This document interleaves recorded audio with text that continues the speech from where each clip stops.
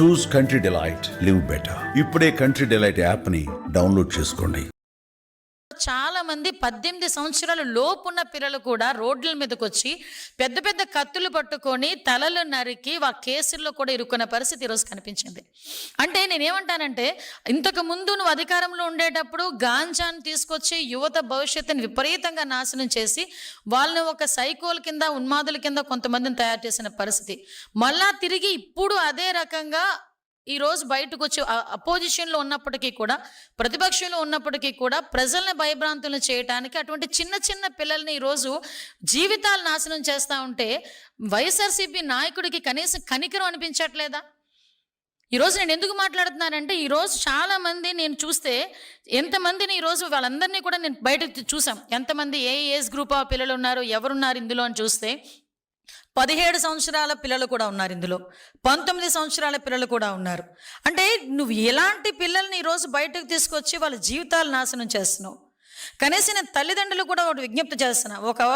ఒక రాజకీయ పార్టీ వెనకాతలు పంపించినప్పుడు మీరు ఏ రాజకీయ పార్టీ వెనకాతలు మీరు పంపిస్తున్నారు, ఆ రాజకీయ పార్టీ నాయకుడి తాలూకా చరిత్ర ఏంటి, ఆ రాజకీయ పార్టీ నాయకుడి తాలూకా ఉద్దేశాలు ఏంటి, రేపొద్దున నీ కొడుకుకి ఏమైనా జరిగినా, రేపొద్దున నీ కొడుకు ఏమైనా ఇబ్బంది వచ్చినా రాజకీయ నాయకుడు వచ్చి నిలబడతాడా అన్న విషయం కూడా ఈరోజు తల్లిదండ్రులు కూడా ఆలోచించుకోవాల్సిన అవసరం ఉందండి.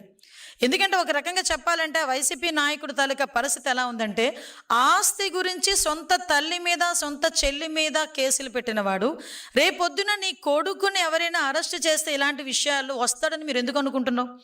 నీ కొడుకుని రక్షిస్తాడని నువ్వు ఎలా ఆలోచించుకుంటున్నావు? ఒకసారి నేను ఇదే ఆలోచిస్తున్నాను. ఎందుకంటే ఏంటండి, చిన్న చిన్న పిల్లలండి, 17 సంవత్సరాలు 18 సంవత్సరాల పిల్లలు ఈరోజు కత్తులు పట్టుకుని రోడ్డు మీదకి వచ్చి నరుకుతాం, చంపుతాం అని చెప్తా ఉంటే, ఒక ప్రతిపక్ష హోదా చేసేవు, ఒక ముఖ్యమంత్రి, మాజీ ముఖ్యమంత్రివి, ఒక పార్టీ నడుపుతున్న వ్యక్తివి బయటకు వచ్చి ఇది తప్పు అని చెప్పే ధైర్యం లేదు, తప్పు అని చెప్పడానికి కూడా నీకు మనసు రావట్లేదు, మాట రావట్లేదంటే ఏంటి నీ ఉద్దేశం? అధికారంలో ఉన్నప్పుడు డాక్టర్ సుధాకర్, మాస్క్ అడిగిన పాపానికి డాక్టర్ సుధాకర్ని ఆ రోజు చచ్చిపోయే పరిస్థితి తీసుకొచ్చావు. ఆ రోజు నీ ఎమ్మెల్సీ అనంతబాబు డ్రైవర్ సుబ్రహ్మణ్యాన్ని చంపి డోర్ డెలివరీ చేస్తాడు, నువ్వేమీ మాట్లాడు. అమర్నాథ్ గౌడ్ అని ఒక చిన్న పిల్లోడు తన అక్కని ఎందుకు ఏడిపించారని అడిగితే నడి రోడ్డు మీద పెట్రోల్ వేసి తగిలిపెట్టేసిన రోజు నువ్వు మాట్లాడు. ఇలాంటి ఎగ్జాంపుల్స్ చూస్తే చాలా చెప్పగలం. నువ్వు అధికారంలో ఉన్నప్పుడు చేసిన అఘాయిత్యాలు మళ్ళా తిరిగి 11 సీట్లకి ప్రజలు ఇచ్చినా కూడా ఈ రోజుకి కూడా బుద్ధి లేకుండా, కనీసం మార్పు లేకుండా తిరిగి ఇంకొక రకమైన ఉన్మాదానికి తీసుకొచ్చి యువతని బలి చేసే పరిస్థితి ఈరోజు తీసుకొస్తున్నావంటే అసలు నేను ఒకటే చెప్తున్నా, అసలు నువ్వు మనిషివేనా అని అడుగుతున్నా. రాజకీయ నాయకుడు ఇవన్నీ పక్కన పెట్టు, కనీసం మనిషిగా, మానవత్వం ఉన్న వ్యక్తిగా ఇది నువ్వు ఎలా సమర్థిస్తున్నావు అని అడుగుతున్నాను. ఈరోజు నేరాల్ని ప్రోత్సహించే పరిస్థితి నీదైతే నేరాలను అరికట్టడానికి ఇక్కడ ఉన్నది CBN. దయచేసి అది గుర్తుపెట్టుకో జగన్మోహన్ రెడ్డి. నీ మనుషుల్ని ఎంతమంది పంపించి ఎన్ని భయభ్రాంతులు గురి చేయాలని చెప్పి నువ్వు చూస్తున్నావో చూసుకో. ఎలా అరికట్టాలో మాకు తెలుసు, అరికట్టడానికి ఎవరు ఇక్కడ ఉన్నారో కూడా నీకు తెలుసు. అది చంద్రబాబు నాయుడు గారు ఉన్నారు ఇక్కడ. ఇష్టానుసారంగా రోడ్ల మీదకి వస్తాం, కత్తులు పట్టుకొని తిరుగుతాం, కొడవళ్ళు పట్టుకొని తిరుగుతాం, రప్పా నరుగుతామని చెప్పి రెచ్చిపోయి రోడ్డు మీదకి వచ్చి ఉన్మాదం చేయడానికి గనక ప్రయత్నం చేసిన, ఆ ఆలోచన వచ్చినా ఒక్కసారి గుర్తుపెట్టుకో, ఎవరిని వదిలిపెట్టేది లేదు. ఈ రోజుకి ఈ రకంగా ఫ్లెక్సీల మీద రక్తాభిషేకాలు చేసిన ప్రతి ఒక్కడు రిమాండ్లో ఉన్నాడు. ఈ రోజుకి ఎవరిని కూడా వదిలిపెట్టాం, ప్రతి ఒక్కరిని ప్రజలకి ఎగ్జిబిట్ చేస్తాం. ఇంతకు ముందులాగా ముసుగులేసి బయటకు తీసుకొచ్చే పరిస్థితి కాదు.